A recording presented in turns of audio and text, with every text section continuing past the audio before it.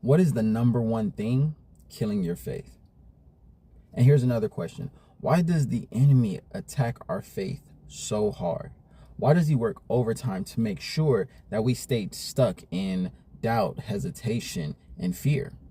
And that's because he knows without faith, we won't grow closer to God.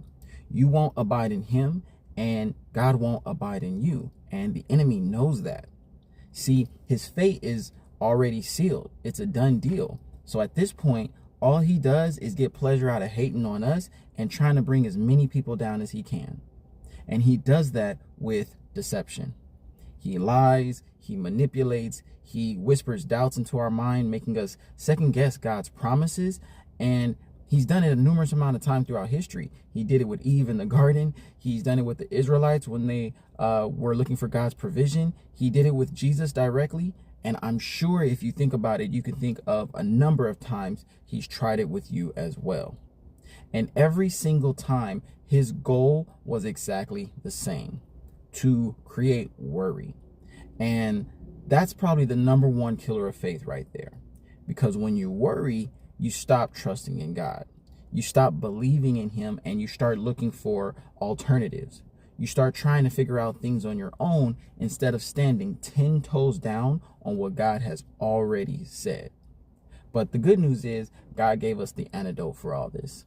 In Philippians 4:6, which is one of my favorite verses, it says, obviously, be anxious for nothing, but in everything, by prayer and supplication with thanksgiving, let your requests be made known to God. And that's the key word right there, thanksgiving, because thanksgiving is faith in action. When you truly thank God, not for what's coming, but for what he's already done, everything shifts. You think, move, and respond differently. Faith is knowing that God has already provided everything he's promised, even if you haven't unwrapped that gift just yet. So when you thank him and know that it's already done.